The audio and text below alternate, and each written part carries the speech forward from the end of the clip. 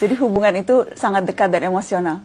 Ya, kita kalau dulu antara Malaysia dengan Sumatera, kita tidak terima sempadan. Sumatera diletak di bawah Belanda, kita British. Tapi orangnya tidak anggap ini mengasingkan negeri. Mereka biasa, orang Aceh umpamanya biasa ke Malaysia, dan orang Malaysia biasa ke Sumatera.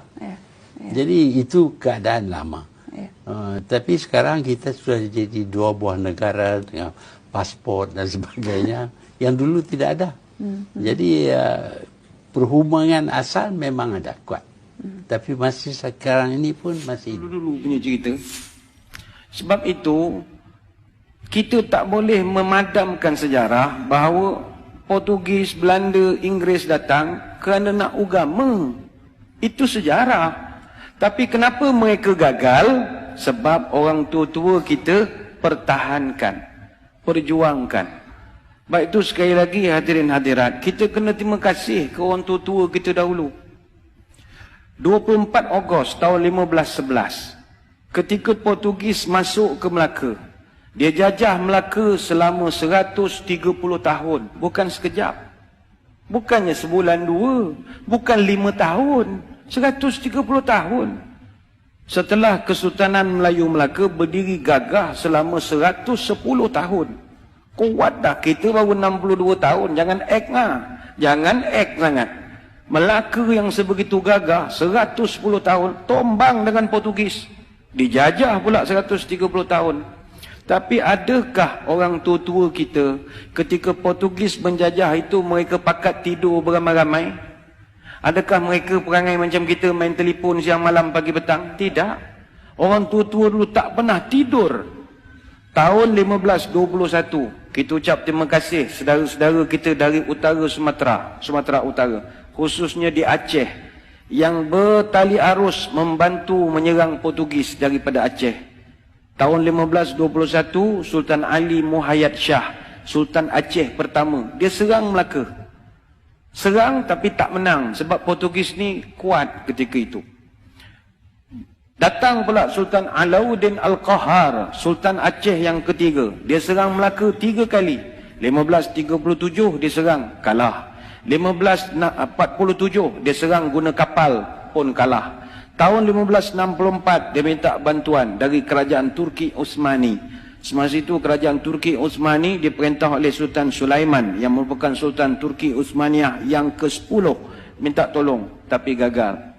Adakah Portugis terlampau kuat? Tidak juga. Portugis tak kuat. Tapi di kalangan orang Melaka ketika itu seronok kerja dengan Portugis. Jadi dia orang dah dapat gaji, ada allowance, ada pangkat, ada apa. Dia orang pula mempertahankan Portugis siang malam pagi petang. Jadi Portugis main wayang sajalah. Orang-orang kita yang berlawan sesama kita. Kemudian Sultan Ali Riayat Shah, Sultan Aceh yang ke-9, serang Melaka 3 tahun berturut-turut. 1573, 1575, 1577. Tapi tak menang, pembelot ramai. Sambung balik Dik Sultan Iskandar Muda, Sultan Aceh yang ke-12. Dia serang 2 tahun, 1615 dengan 1638. Hasil daripada serangan demi serangan bertali arus, akhirnya Portugis lemah. 1641, Belanda datang. Belanda datang. Bila Belanda datang, orang Aceh dah penat. Penat dah menolong. Orang tempatan masih lagi seronok dengan baju uniform, dapat apa, komen seronok, dapat jadi pegawai kerajaan, jadi orang pencen. Tak ada dia berjuang melawan Belanda dah. Belanda datang tahun 1641, kita ucap terima kasihlah kepada saudara-saudara kita dari Makassar, Bugis.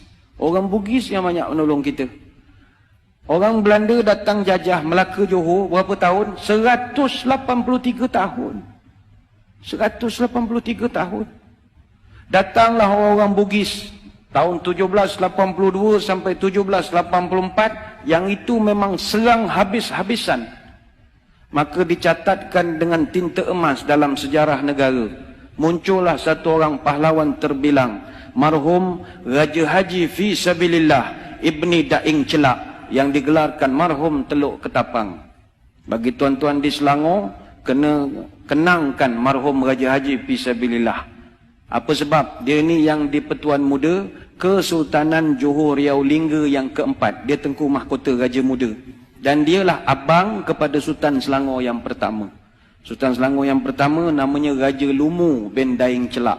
Raja Lumu ni ditabalkan dengan nama Sultan Salahuddin Shah, memerintah Selangor 1745 sampai 1778. Kenapa adik dia yang jadi raja? Abangnya mangkat awal. Kenapa abangnya mangkat awal? Mangkat di Kota Melaka 19 Jun tahun 1784. Umur baru 57 tahun. Ketika jenazahnya ditemui, tangan kanannya memegang kitab Dalailul Khairat, tangan kiri memegang badik. Dia lawan Belanda sampai ke Kota Melaka. Tapi akhirnya gugur menjadi seorang syahid. Kenapa mereka ni berjuang berhabis-habisan?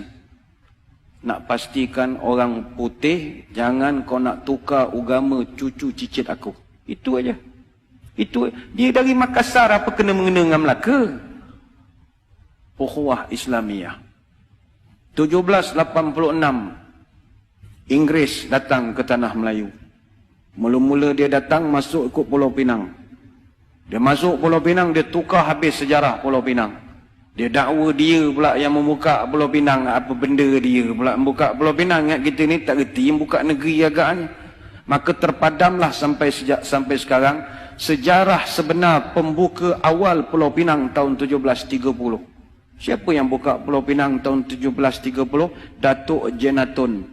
Datuk Jenatun ni atau nama sebenarnya Jenan bin Rajo Labu bin Rajo Gandam bin Rajo Manguyang, dari Gunung Sahilan bin Rajo Kuoso bin Rajo Bakilap Alam Bertegak Gelar Tunku Bagewang yang pertama, Raja Alam Minangkabau. Mak dia putih sangat Indo Dunia. Orang Pagaruyuang, orang Sumatera yang membuka Pulau Pinang. Tapi sejarah itu dipadamkan dengan kemasukan Inggris. 88 tahun kemudian dia tipu pula orang Melayu tahun 1874 menerusi perjanjian Pangko yang penuh dengan muslihat. Akhirnya orang putih jajah negara kita berapa tahun? Bukan 10 tahun, 117 tahun. Tapi adakah nenek moyang kita tidur? Tidak. Bangkit satu persatu, Dol Said, Rentap, Mat Saleh, Maharaja Lela, Tok Bahaman, Tok Janggut, Haji Abdul Rahman Limbung, dan senarai itu begitu panjang sekali. Apa rasional mereka berjuang? Allah. Sebab itu orang tua-tua wujudkan satu perkataan namanya merdeka. Merdeka ini simbolik daripada huruf mim, ra, dal, ya, kaf, alif. Merdeka. Mengikut Rasul dan yakin kepada Allah. Itulah merdeka.